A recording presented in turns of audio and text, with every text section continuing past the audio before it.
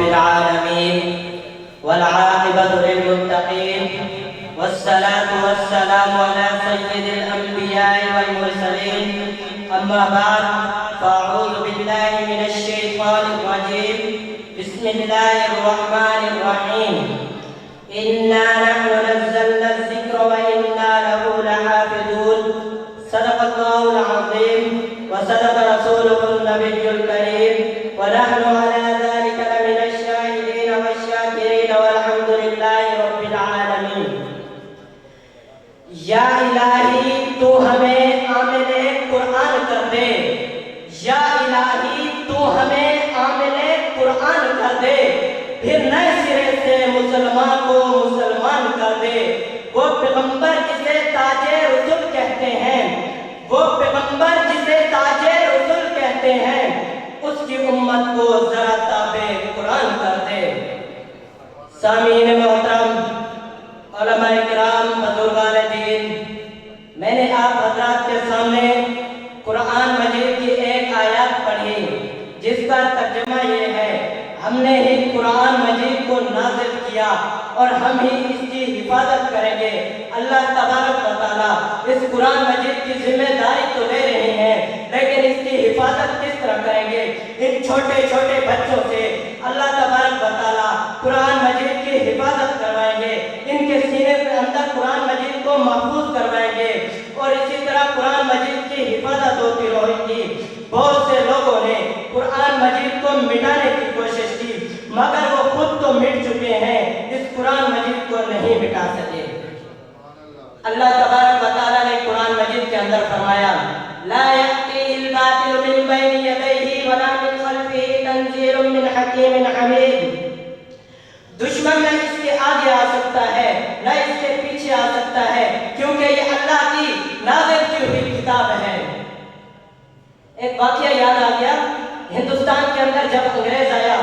تو اس نے کہا جس طرح تورات و انجیل اصلی حالت میں موجود نہیں ہے اسی طرح قرآن مجید بھی اصلی حالت میں موجود نہیں رہنا چاہیے جس طرح تورات و انجیل کے اندر تحریر ہو چکی ہے اسی طرح قرآن مجید کے اندر بھی تحریر ہونی چاہیے اس نے ایک سکیم بنائی اس نے بہت سی بڑی جماعتیں بنائی ہر جماعت کے ذمہ یہ کام لگایا کہ ہر شہر کے اندر ہر بستی کے اندر جا کر قرآن مجید کے نسخے لے آؤ کوئی بھی ہندوستان کے شہر کے اندر قرآن مجید کا نسخہ نہیں رہنا چاہیے میرے بھائیوں دوستوں یہ بہت ہی بڑا امتحان کی بات ہے کیونکہ قرآن مجید ایک طرف سے جا رہا ہے دوسری طرف اللہ رب العزت کا وعدہ ہے کہ میں نے اس کی حفاظت کرنی ہے جب ایک سکین کو شہروں کے اندر روانہ کر دیا جاتا ہے ان کی سوچ یہ تھی کہ کچھ دنوں کے بعد مسلمانوں کو قرآن مجید بھول جائے گا پھر جب یہ نئے سرے سے قرآن مجید کی تحریر کریں گے تو یہ من کی جگہ من اور من کی جگہ من لکھیں گے اسی طرح تورات و انجیل کو ماننے والے تباہ و برباد ہو چکے ہیں قرآن مجید کو ماننے والے بھی نعوذ باللہ تباہ و برباد ہو جائیں گے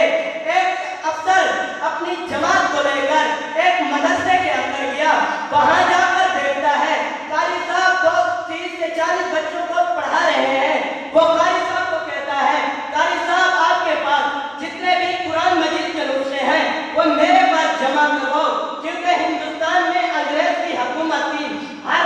شخص ڈرتا تھا انگریز کا بہت ہی بڑا روب تھا قاری صاحب نے کہا میں ضرور آپ کو دوں گا لیکن مجھے یہ تو بتائیں یہ کیوں جمع کر رہے ہیں آپ کا جمع کرنے کا مقصد کیا ہے آپ نے جمع کر کے اس کا کیا کرنا ہے اس نے قاری صاحب کو بتایا کہ ہمارا جمع کرنے کا مقصد یہ ہے کہ ہندوستان کے اندر قرآن مجید ختم ہو جائے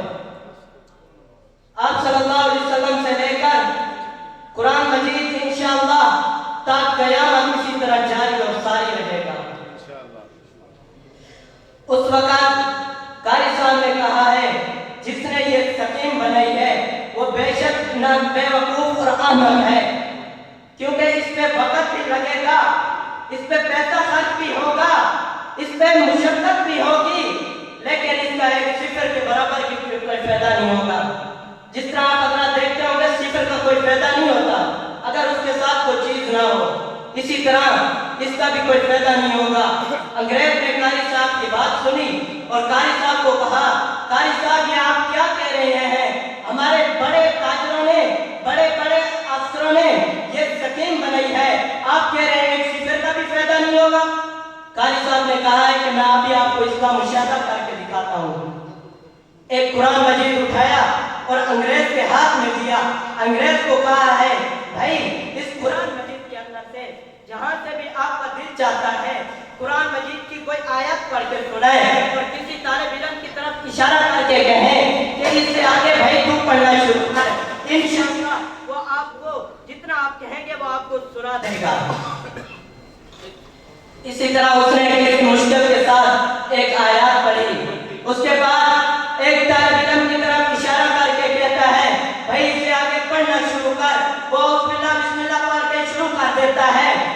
ایک رکوع ختم، دوسرا رکوع ختم، تیسرا رکوع ختم، پڑھتے پڑھتے یہاں تک کہ وہ آدھا سپارہ سنا دیتا ہے۔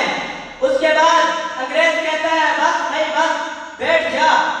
اس کو نہ کہیں غلطی آئی، نہ اٹکن آیا، نہ متشابہ لگا، کچھ بھی نہیں ہوا۔ اس نے کسی اور جگہ سے کسی اور طالب علم کی طرف اشارہ کر کے کہتا ہے اس سے آگے تو پڑھنا شروع کر۔ اس نے بھی اسی طرح پڑھا، اس نے بھی تقریباً ایک سپارہ سنا دیا۔ اس کو بھی نہ کہیں غلطی آئی، نہ متشابہ لگا، نہ کہیں اٹکن آئی، کچھ بھی نہیں ہوا۔ انگریز اس کو بھی کہتا ہے بھائی بس کر بیٹھ جا۔ اس کے بعد اسی طرح چلتے چلتے 10 سے 15 طالب علموں کا اس نے جائزہ لیا۔ اس کے بعد قاری صاحب کو کہنے لگا قاری صاحب آپ نے ٹھیک کہا ہے، جس نے یہ سکیم بنائی ہے وہ بے وقوف اور احمق ہے۔ انگریز اپنی زبان سے کہہ رہا ہے وہ احمق ہے، کیونکہ اس کو یہ پتہ چل چکا تھا یہ ہم قرآن مجید جمع تو کر سکتے ہیں، اس کے برق چلا تو سکتے ہیں، اس کو پھاڑ تو سکتے ہیں، لیکن اس کا ایک کچھ فائدہ نہیں ہونا ہمیں۔ انگریز اپنے افسر کو خط لکھتا ہے، اس میں لکھتا ہے کہ میں نے مشاہدہ دیکھ لیا ہے، یہ جو سی آپ نے سکیم بنائی ہے اس کا کوئی فائدہ نہیں ہوگا، جتنا بھی آپ کا وقت بھی لگے گا، پیسہ بھی خرچ ہوگا، لیکن اس کا بالکل بھی فائدہ نہیں ہوگا، اس کا مشاہدہ میں نے دیکھ چکا ہوں۔ جو لوگ چاہتے ہیں کہ ہمیں جنت خریدنی ہے، ان حفاظہ اکرام کی، ان طلبہ اکرام کی خدمت کریں اور قرآن مجید کی زیادہ سے زیادہ تلاوت کریں۔ آج کل ہمارے گھروں کے اندر موبائل اور ٹی وی آ چکے ہیں، جس کی وجہ سے ہمارے یہ دل نہیں چاہتا کہ قرآن مجید کو ہم پڑھیں اور موبائل کو نہ دیکھیں۔ قرآن مجید کو کوئی نہیں پڑھتا، ہر کسی کو موبائل کی لگی ہوئی ہے۔ جو بھی اٹھتا ہے، بچہ ہے، چھوٹا ہے، بوڑھا ہے، جو بھی آتا ہے قرآن مجید کی فکر نہیں ہے۔ مسجد اور مدارس کے اندر قرآن مجید کی الماریاں بھری ہوئی ہیں، لیکن پڑھنے کے لیے کوئی تیار نہیں ہے۔ کیوں تیار نہیں ہے؟ ہم یورپ کی پیروی کرنے کے لیے تیار ہیں۔ یورپ جو ہمیں کہہ رہا ہے ہم اس کی باتیں تو مانتے ہیں، لیکن اللہ کی کتاب کا ہمیں اعتبار نہیں ہے، موبائل کا اعتبار ہے، اللہ کے قرآن مجید کا اعتبار نہیں ہے۔ قرآن مجید کیا کہتا ہے، موبائل کیا کہتا ہے؟ موبائل کے پیچھے تو ہر کوئی بھاگتا ہے، قرآن کے پیچھے بھاگے تو پھر پتہ چلتا ہے قرآن کیا چیز ہے۔ جب آپ لوگ گھروں کے اندر قرآن مجید پڑھیں گے، بیوی بچوں کا اس کو تلقین کریں گے، تو اس وقت آپ کے گھروں کے اندر برکتیں نازل ہوں گی، رحمتیں نازل ہوں گی، شر نکل جائے گا، جتنی بھی بیماریاں ہیں دور ہو جائیں گی۔ آج ہمیں اس چیز کی فکر بھی نہیں ہے کہ قرآن مجید پڑھنا ہے کہ نہیں پڑھنا، بالکل ہمیں موبائل کی فکر ہے، موبائل ہو اور ہم ہو۔ قرآن مجید پڑھ کر تو دیکھو، قرآن مجید کا پڑھنا بھی عبادت، قرآن مجید کا دیکھنا بھی عبادت، قرآن مجید کے ساتھ کسی قسم کا تعلق لگانا بھی عبادت، ہر قسم کا تعلق قرآن مجید سے رکھنا عبادت ہے۔ لیکن آج ہم عبادت کو چھوڑ کے گمراہی کی طرف جا رہے ہیں۔ پہلے زمانے کے اندر لوگ اس وقت تک ملازمت نہیں کرتے تھے جب تک وہ قرآن مجید نہ پڑھ لیں، اس وقت تجارت مجید نہ پڑھ لیں اس وقت تک ناشتہ نہیں کرتے تھے جب تک وہ قرآن مجید نہ پڑھ لیں. آج تو ہمیں نہ نمازوں کی فکر نہ قرآن کی فکر. یہ ہمارا دین سکھاتا ہے. فیصل آباد والوں ہمیں کچھ اور کرنے کی ضرورت ہے. بہت سے دور سے تشریف لائے ہوں گے مہمان. ان حفاظ اکرام سے پوچھو قرآن کی قدر و قیمت کیا ہے. ان کو پتہ ہوگا کیا ہے قدر و قیمت. جن کے پاس موبائل نہیں ہوتا ان کو پتہ ہوتا ہے کہ قرآن مجید کی قیمت کیا ہے. آخر میں ایک شعر کے طرف اپنی بات ختم کروں گا.